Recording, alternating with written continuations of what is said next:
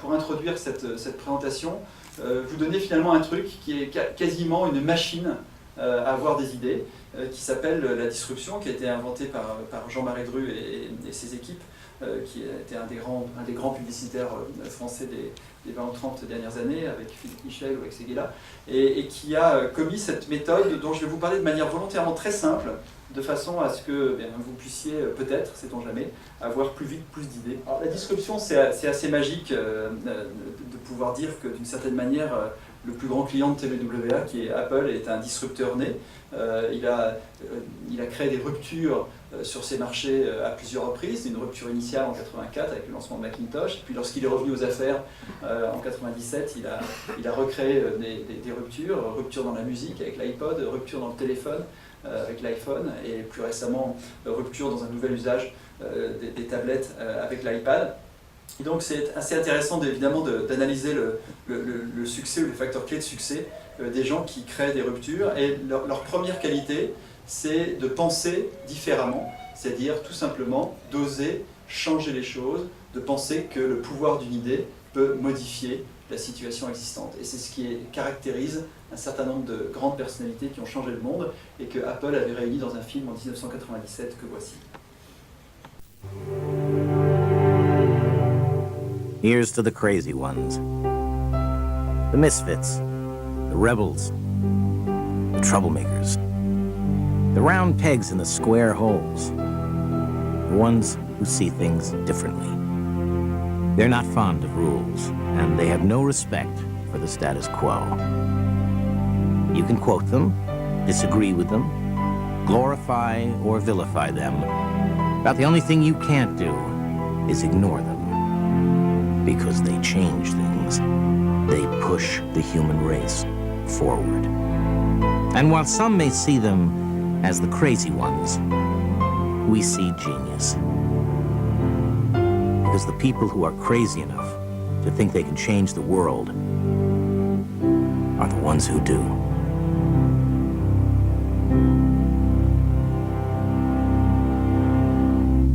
Et cette idée de faire différemment, elle fonctionne absolument dans tous les registres et absolument dans tous les domaines de la société.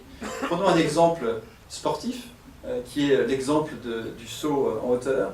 Et donc cette capacité de remise en cause, quelqu'un l'a eu en 1968, il s'appelle Dick Fosbury, regardez.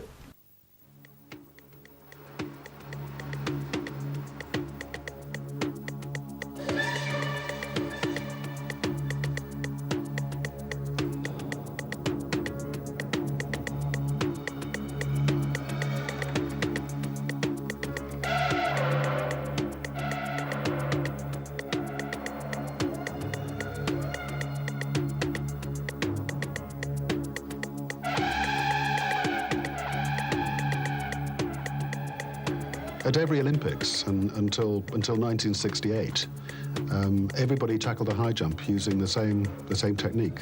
And then in Mexico in '68, along comes Dick Fosbury and shows the world what at the time was considered to be a radical and revolutionary way of high jumping, which nobody had even considered before.